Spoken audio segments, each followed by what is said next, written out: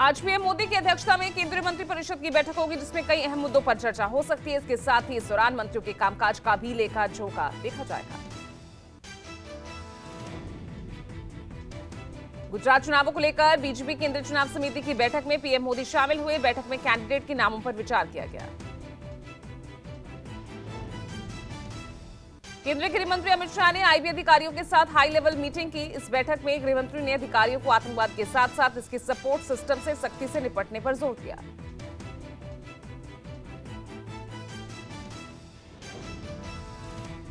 BJP केंद्रीय चुनाव समिति की बैठक आज दूसरे दिन भी जारी रहेगी। गुजरात के लिए प्रत्याशियों के नाम होंगे तय और इसके बाद संभावित प्रत्याशियों की लिस्ट जारी की जा सकती है। गुजरात में 2 चरण में मतदान होने वाले हैं, लेकिन आगामी विधानसभा चुनाव में नितिन पटेल, विजय रूपाणी और भूपेंद्र चुडासमा विधानसभा का चुनाव नहीं लड़ेंगे।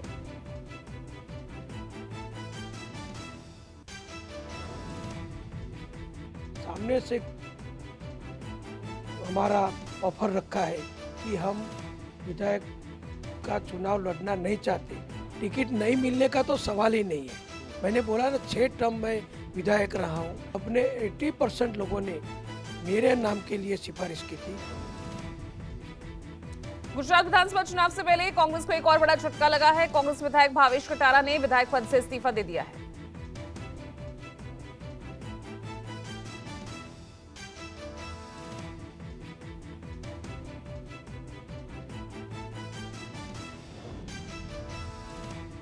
दिल्ली नगर निगम चुनाव के लिए दिल्ली बीजेपी की चुनाव समिति पहली बैठक आज करने वाली है। बैठक के बाद चुनाव को लेकर बीजेपी अहम घोषणाएं कर सकती है।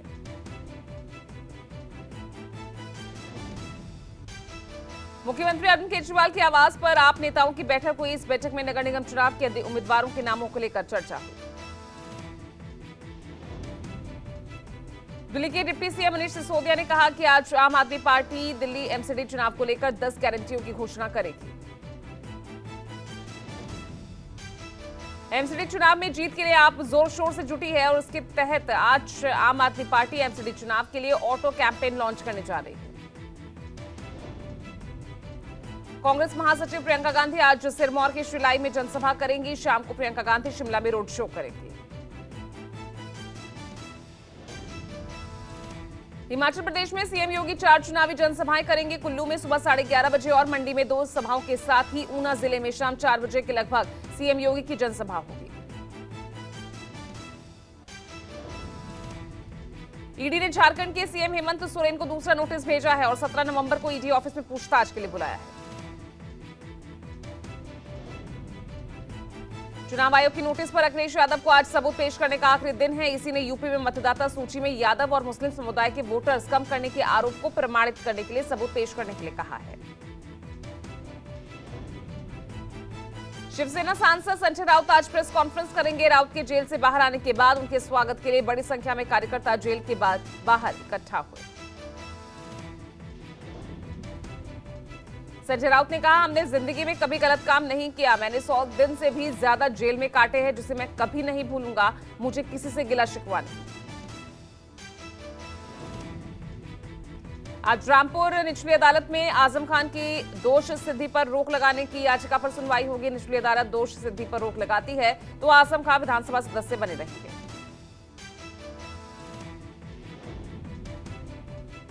सुप्रीम कोर्ट ने कहा कि निचली अदालत के फैसले से पहले चुनाव आयोग उपचुनाव की अधिसूचना जारी न करे। ऐसे में सेशन कोर्ट के आदेश के बाद 11 नवंबर या उसके बाद चुनाव आयोग उपचुनाव की अधिसूचना जारी कर सकता है। ज्ञानवापी मस्जिद मामले में सुप्रीम कोर्ट आज सुनवाई करेगा। सुप्रीम कोर्ट ने हिंदू पक्ष की ओर से पिछली सुनवाई में इस मामले पर जल्द सुनवाई किए जाने की मांग को कोर्ट ने स्वीकार कर लिया। सुप्रीम कोर्ट आज दिल्ली में बढ़ते वायु प्रदूषण पर सुनवाई करेगा। कोर्ट में दाखिल याचिका में कहा गया है कि पराली जलाने की घटनाएं बढ़ते हुए प्रदूषण की वजह से अब गंभीर श्रेणी में है।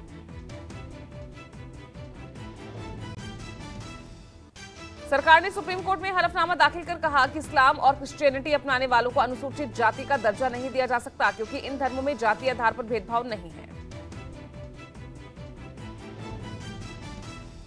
नीतीश सरकार के पूर्व मंत्री कार्तिकेय सिंह को पटना हाईकोर्ट से बड़ी राहत मिली है। हाईकोर्ट ने एमएलसी कार्तिकेय सिंह की अग्रिम जमानत याचिका को मंजूर कर लिया है।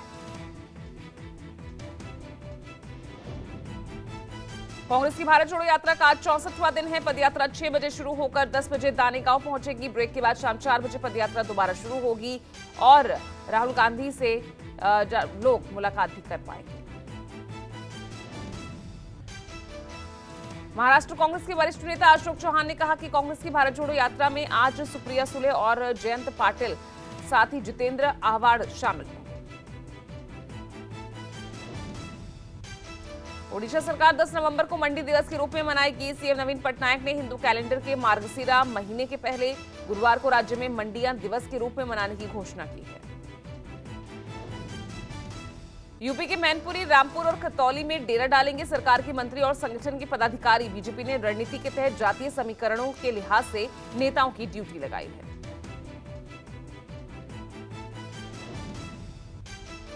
जयपुर नगर निगम में मेयर के चुनाव में बीजेपी की मुश्किलें बढ़ सकती हैं। स्पष्ट बहुमत के बावजूद क्रॉस वोटिंग के चलते बीजेपी के लिए रहा आसान नहीं। मंत्री राजेंद्र गुढ़ा के बयान पर विवाद बढ़ता जा रहा है। गुढ़ा ने कहा, यदि सचिन पायलट को सीएम नहीं बनाया तो एक फॉर्च्यूनर में बैठने लायक लोग ही अगला चुनाव जीत पाएंगे। भारत अब दुनिया को अपनी तोप निर्यात करने के लिए तैयार है। भारत की प्राइवेट कंपनी कल्याणी को अपनी स्वदेशी तोप को निर्यात करने का एक बड़ा एक्सपोर्ट ऑर्डर मिला है।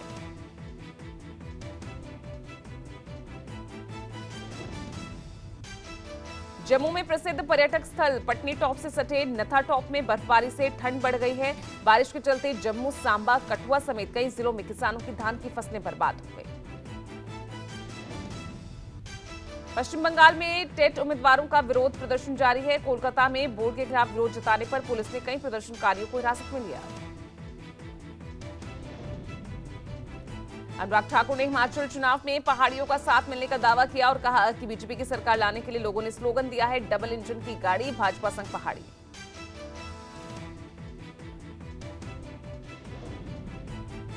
साथ स्वागत भी किया और डबल इंजन की सरकार को वापस लाने के लिए लोगों ने स्लोगन भी दिया है कि डबल इंजन की गाड़ी, भाजपा संग पहाड़ी। कांग्रेस ने कहा है, हिमाचल प्रदेश की महिलाओं को हर महीने 1500 मिलेंगे उनके खाते में। यह है कांग्रेस की हर घर लक्ष्मी गारंटी है। ये भाजपा की तरह झूठा वादा नहीं, कांग्रेस का सच्चा वचन है।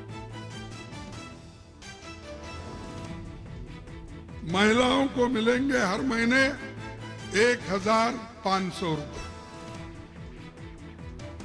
और महंगाई की मार 300 यूनिट बिजली फ्री देंगे।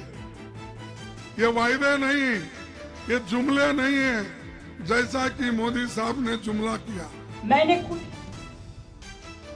ममता बनर्जी ने कहा कि चुनाव आते ही बीजेपी सीए एनआरसी का राग अलापने लगती है, बंगाल को तोड़ने की राजनीति हो रही है। ईसुदान गढ़वी ने ट्वीट किया कि जिसको ईडी सीबीआई का डर नहीं है और जनता के लिए संघर्ष करना चाहता है और महापरिवर्तन के सहभागी बनना चाहते हैं, वो सब अच्छे लोग आम आदमी पार्टी से जुड़ना चाहते हैं, उन सबका स्वागत है। बिहार के वैशाली के तेरसिया में एक नाव गंगा और गंडक के संगम के बीच फंस गई। नाव पर 200 लोग सवार थे। एसडीआरएफ ने 80 से ज्यादा लोगों को रेस्क्यू कर लिया। नोएडा के सेक्टर 75 में एक लड़की के कार के बोनट पर बैठकर स्टंट करता वीडियो वायरल हो रहा है। पुलिस ने कार्रवाई करते हुए स्कॉर्पियो चला रहे युवक को पकड़कर कार को सीज कर दिया। राजस्थान के भरतपुर में अवैध खनन के खिलाफ संत नारायण दास ने आत्मदाह करने की धमकी दी है। संत ने अवैध खनन के खिलाफ कार्रवाई के लिए 3 दिन का समय प्रशासन को दिया है।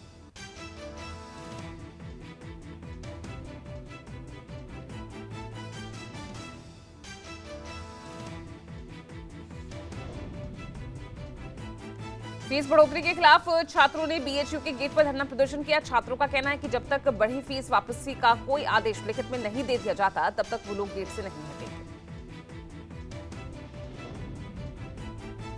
गाजियाबाद में पुलिस ने मुठभेड़ के बाद एक किडनैपर को अरेस्ट किया है। एक बच्चे का अपहरण करने के बाद किडनैपर ने 20 लाख की फिरौती मांगी थी।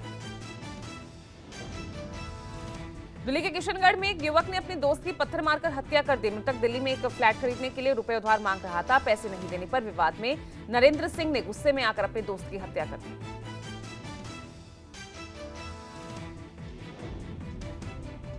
केंद्रीय मंत्री जी किशन रेड्डी ने केंद्र सरकार की योजनाओं के लाभार्थियों से मुलाकात की और योजनाओं का लाभ प्रत्येक व्यक्ति तक पहुंचाने की बात कही।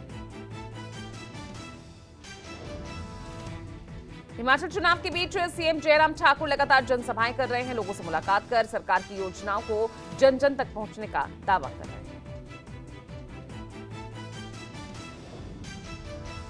बीजेपी कोर कमेटी की बैठक में कई नामों पर लगी मुहर। सूत्रों के मुताबिक गुजरात चुनाव में बीजेपी के कई दिग्गज और पुराने नेताओं का टिकट कट सकता है। कांग्रेस से बीजेपी में हार्दिक पटेल और अल्पेश ठाकुर को टिकट मिलना लगभग तय है। पूर्व कलेक्टर महेंद्र पटेल को मिल सकता है टिकट। क्रिकेटर रविंद्र जडेजा की पत्नी रिवाबा जडेजा को जामनगर से टिकट मिल सकता है। वर्तमान कैबिनेट मंत्री पूर्णेश मोदी का कट सकता है टिकट।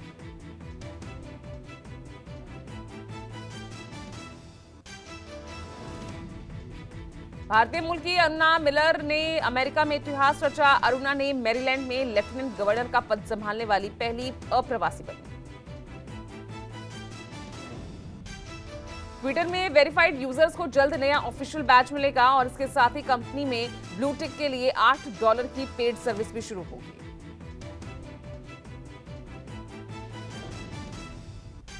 अफ्रीकी देश इक्वाटोरियल गिनी में 80 दिनों में फंसे 16 भारतीय नाविकों को निकालने की कोशिशें तेज। विदेश मंत्रालय ने साधा संपर्क। भारतीय नाविकों ने वीडियो जारी कर मदद की गुहार लगाई। रूस से तेल खरीदने के मुद्दे पर भारत ने एक बार फिर अमेरिका और पश्चिमी देशों को दो टूक जवाब दिया। मॉस्को में विदेश मंत्री एस जयशंकर ने कहा, हमें जहां से सस्ता तेल मिलेगा हम खरीदेंगे।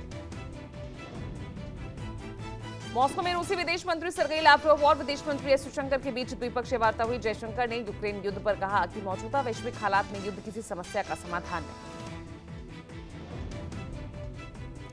यूक्रेन की राष्ट्रपति जेलेंस्की के रुख में आई नरमी। जेलेंस्की ने रूस से बातचीत की अपरोक्ष इच्छा जताई है। विदेश राज्य मंत्री वी मुरलीधरन ने ब्राजील संसद को संबोधित किया। आजादी के 75 साल पूरे होने के मौके पर विदेश राज्य मंत्री ने ब्राजीलियाई कांग्रेस से मुखातिब हुए। चीन ने 1300 भारतीय स्टूडेंट्स को वीजा दिया। कोरोना महामारी की वजह से वीजा न मिलने से ये छात्र परेशान थे।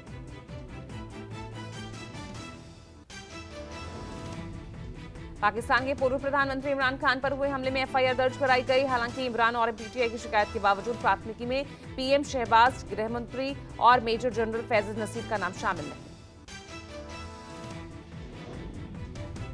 इमरान खान पर हुए हमले में गिरफ्तार आरोपी की रिहाई को लेकर याचिका दायर। लाहौर हाई कोर्ट में दायर याचिका में मुख्य आरोपी नवीद मोहम्मद सहित 3 आरोपियों को अवैध रूप से हिरासत में लेने का आरोप।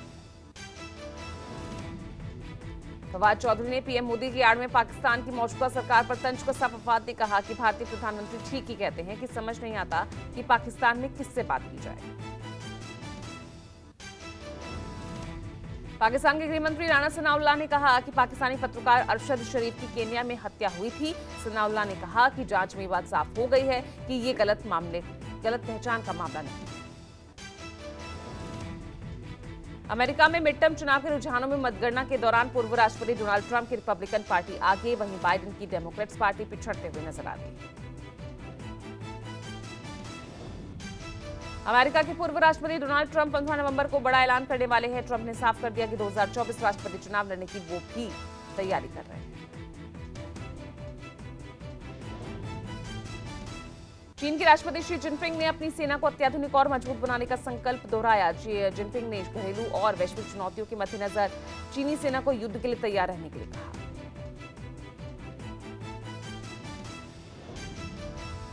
मिस्र में COP27 सम्मेलन के दौरान ब्रिटिश प्रधानमंत्री ऋषि सुनक अचानक आयोजन स्थल से बाहर निकल आए। क्लाइमेट चेंज सम्मेलन से अचानक सुनक के जाने पर लोग हैरान रह गए।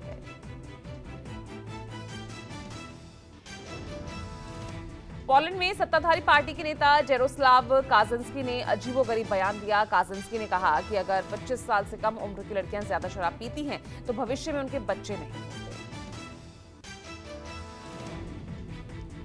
विश्व स्वास्थ्य संगठन ने कहा कि यूरोप में इस साल गर्मी से 15,000 लोगों की मौत हुई। WHO के मुताबिक सबसे ज्यादा जर्मनी में 4,500 लोगों की मौत हुई।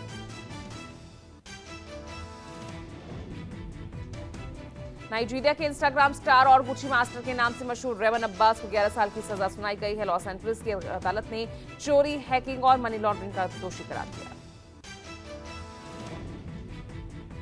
अमेरिका के नेवादा में एक घर पर बास्केटबॉल जैसा दिखने वाला उल्कापिंड गिरा। उल्कापिंड गिरने से मकान जमींदोज हो गया। मेक्सिको एयरपोर्ट पर अमीरात एयरलाइंस के चेक इन काउंटर पर एक महिला ने जमकर उत्पात मचाया। एयरलाइंस कर्मचारियों से मारपीट और सामान तोड़ने का वीडियो वायरल हुआ। रूस ने अपनी सेना को आदेश दिया है कि वो यूक्रेन की खेरसों से निकल जाए। कयास लगाए जा रहे हैं कि रूस यूक्रेन युद्ध समाप्त होने के आसार हैं। अमेरिका में मध्यावधि चुनाव में सीनेट में रिपब्लिकन पार्टी ने एक सीट की बढ़त बनाई है। रिपब्लिकन पार्टी के पास 39 और डेमोक्रेटिक के पास 46 सीटें होंगी। T20 वर्ल्ड कप में आज भारत इंग्लैंड का सेमीफाइनल मुकाबला खेला जाएगा। भारत इंग्लैंड सेमीफाइनल मैच दोपहर 1:30 बजे शुरू होगा। ब्लू टिक ना होने पर भी ट्विटर के यूजर्स को करना होगा भुगतान। जल्द ही ट्विटर इस्तेमाल करने वालों से फी ले सकता है। मेटा के फेसबुक, इंस्टाग्राम और व्हाट्सएप के कर्मियों की छटनी शुरू हो गई है। करीब 10% एम्प्लॉयज की नौकरी जाएगी।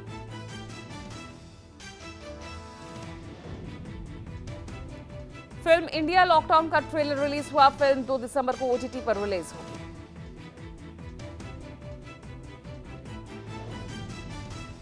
मुंबई में जिम के बाहर स्पॉट हुए कृति सेनन और वरुण धवन दोनों जल्द ही फिल्म भेड़िया में नजर आएंगे। दीपिका पादुकोण मुंबई के बास्टियन में हुई स्पॉट। दीपिका जल्द ही फिल्म पठान में शाहरुख खान के साथ काम करती नजर आएंगी। करीना कपूर खान, कृति सेनन और तब्बू फिल्म द क्रू में साथ नजर आएंगे। तीनों में हाल ही में एक मैगजीन के कवर के लिए फोटोशूट कराया गया।